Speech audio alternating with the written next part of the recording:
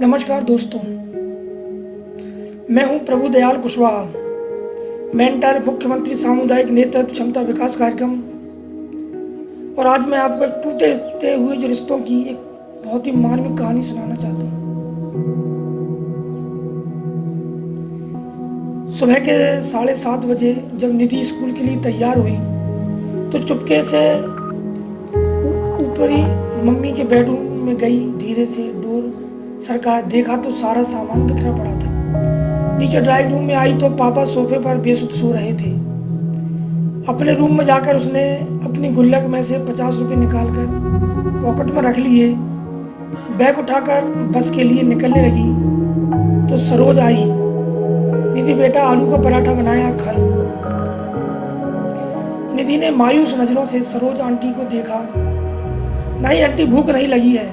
सरोज ने कहा कि नहीं आंटी, भूख नहीं लगी। सरोज ने जबरदस्ती टिफिन उसके बैग में डाला। निधि स्कूल के लिए निकल गई। सरोज सोचने लगी, बेचारी छोटी बच्ची, साहब और मेम साहब के रोज के लड़ाई झगड़े से इस तरह साल की उम्र में, इस 13 जो साल है उसकी उम्र में कितनी बड़ी हो गई। सरोज पिछले 10 सालों से नेहा व नरेश के यहाँ काम कर रही थी। दोनों मल्टीनेशनल कंपनी में ऊंचे पदों पर कार्यरत हैं। निधि उसकी एकलौती बेटी है। किसी चीज की कोई कमी नहीं है, पर हर समय दोनों एक दूसरे से लड़ते रहते हैं। नरेश पिछले कुछ समय से नेहा से तलाक चाह रहा है और चाहता है कि निधि की जिम्मेदारी नेहा उठाए, और नेहा निधि की जिम्मेदारी नरेश को देने के साथ जायदाद में हिस्सा चाहती है। इस कारण दोनों लड़ते रहते हैं। बच्चे की जिम्मेदारी कोई नहीं लेना चाहता, इसलिए दोनों एक दूसरे के लिए अपशब्दों का इस्तेमाल करते हैं। बेचारी निधि स्कूल से घर आकर अपने कमरे में दुबक जाती है। केवल सरोज आंटी से ही बात करती है। रोज की तरह नेहा और नरेश ने नाश्ता अपने अपने कमरे में किया और ऑफिस के लिए निकल गए। करीब 12 बजे स्कूल से कॉल आया कि जल्दी हॉस्पिटल पहुंचे, निधि को चोट आई है। हॉस्पिटल पहुंचकर पता चला कि निधि बहुत ऊपर से सीढ़ियों से गिर गई है। आईसीयू में रखा गया है। ऑपरेशन की तैयारी हो रही थी।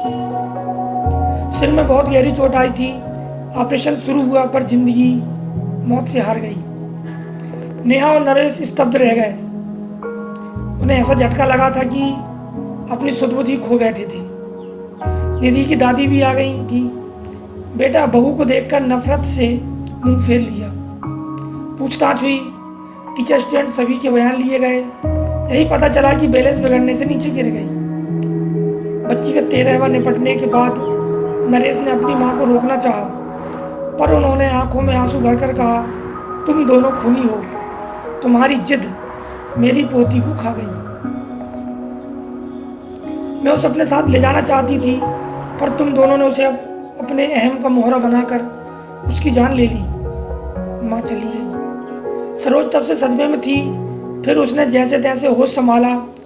नरेश और नेहा से, यहाँ मेम साहब, मैं यहाँ नहीं रह पाऊंगी। इस घर की दीवारें मेरी निधि की सिस्कारियों से भरी हैं। उसे मैंने कभी अपनी गोद में तो कभी छिपकर रोते हुए देखा है। मेरा मन किया कि उसे लेकर भाग जाऊं, पर मैं डरपोक थी, ऐसा नहीं कर सकी। अगर चली जाती तो शायद आज वो जिंदा होती। नरेश और नेहा के पास अब शायद कहने के लिए कुछ नहीं था। जैसे जैसे दिन बीत रहे थे, उनके लड़ाई झगड़ा अब अजीब सी बर्फ में तब्दील हो चुका था। उनकी सारी भावनाएं अंदर ही अंदर एक खामोशी अख्तियार कर चुकी थी। संडे का दिन था। मुश्किल से नेहा ने निधि के रूम में जाने की हिम्मत जुटाई। महीनों दोनों उसके कमरे में कदम नहीं रखे थे। जैसे माँ बाप थे वो दोनों। उसका रूम, उसका बेड, तकिया, उसकी किताबें, उसकी पेंसिल, पेन, स्कूल बैग सब वैसे ही रखा था।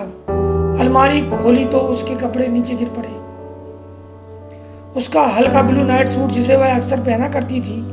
नेहा रोते हुए उसमें से सामान निकालने लगी। तभी उसके हाथ एक ब्लू कलर की डायरी लगी। उसने कांपते हाथों से उसे खोला। आगे के कुछ पेज फटे हुए थे। पेज दर पेज टूटे दिल की दास्तां छोटे छोटे टुकड़ों में दर्ज थी। मम्मी पापा, मैं आपको डियर नहीं लिखूंगी, क्योंकि डियर का मीनिंग प्यारा होता है। पापा, आप मम्मी को कहते हो कि तुम्हारी बेटी, और मम्मी पापा आपको कहते हैं तुम्हारी बेटी। आप दोनों ये क्यों नहीं कहते कि हमारी बेटी? अगले पेज पर था, पता है, जब मैं मामा जी के घर जाती हूँ, मामा मामी मुझे बहुत प्यार करते हैं। मामी अनु को जब प्यार से मेरा बच्चा कहती है तो मुझे लगता है कि मैं प्यारी बच्ची नहीं हूँ। मम्मा, मैं तो आपका सारा कहना मानती हूँ, फिर भी आपने मुझे कभी मेरा बच्चा नहीं कहा। एक पेज पर लिखा था, मम्मी, मैं जब बुआ के घर जाती हूँ तो वो भी मुझे बहुत प्यार करती है, पर खाना हमेशा नक्श की पसंद का बनाती है। मम्मा, मुझे राजमा बहुत पसंद है, मैंने आपको बनाने को कहा था, पर आपने कहा मुझे परेशान मत करो, जो खाना है सरोज आंटी को बोला करो, वो बना देगी। मम्मा, मैंने राजमा खाना छोड़ दिया है, अब अच्छा नहीं लगता। पापा, मुझे आपके चिल्लाने से बहुत डर लगता है। पापा, मैं आपके साथ आइसक्रीम खाने जाना चाहती हूँ। आप कहते हैं कि आपके पास फालतू चीज़ों के लिए टाइम नहीं है। पापा, जब चीनू मासी और मौसा जी मुझे और पिपल को आइसक्रीम खिलाने ले जाते हैं तो वो कभी ऐसा नहीं कहते।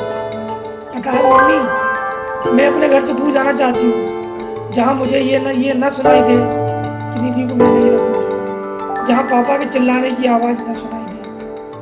पापा, अगर मैं बड़ी होती तो मैं आप दोनों को कभी परेशान नहीं करती, मैं खुद ही चली जाती।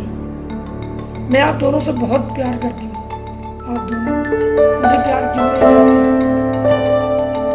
एक पेज पर था, I love you Saroj aunty, मुझे प्यार करने के लिए जब मुझे डर लगता है, अपने पास सुनाने के लिए, मेरी हर बात सुनने के लिए।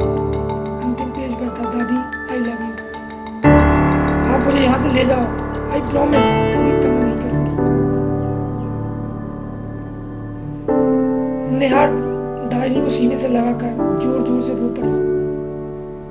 नरेश भी उसके रोने की आवाज़ सुनकर आ गया। नेहा ने डायरी उसे पकड़ा दी, पेज दर पेज पलटते हुए उसके चेहरे के भाव बदलते जा रहे थे। वह खुद को संभाल नहीं पाया, जमीन पर बैठ गया। नेहा रोते हुए बोली, नरेश, पता है वो एक्सीडेंट नहीं, आत्महत्या थी, सुसाइड था। जिस रिश्ते को हम बोझ समझते थे, हमारी निधि ने उससे हमें आज़ाद कर दिया। नरेश, हम दोनों ने अपनी बच्ची का खून किया है। नरेश फूट फूट कर रो पड़ा। ये कहानी हर उस घर की है जहाँ माँ बाप बच्चों के सामने लड़ते हैं या घर टूट कर बिखरते हैं, और उन टूटते रिश्तों का सबसे बड़ा खामियाजा बच्चे भरते हैं। अगर आप अच्छी परवरिश नहीं दे सकते तो आपको बच्चे को जन्म देने का कोई अधिकार नहीं है। अच्छी परवरिश का मतलब रुपये पैसे सुख सुविधाओं का होना नहीं है। इसका मतलब है कि आप बच्चे को जब ज़रूरत पड़े तब आप उसके कितने काम आए, आप उसके कितने करीब हो। हमेशा अपने बच्चों को जानें, उनके करीब रहें, उनसे बातें करें, समय निकालें उनके लिए। फिर देखो आपका जीवन कितना अच्छा आपको हो जाता है बच्चे का। कहानी अच्छी लगी हो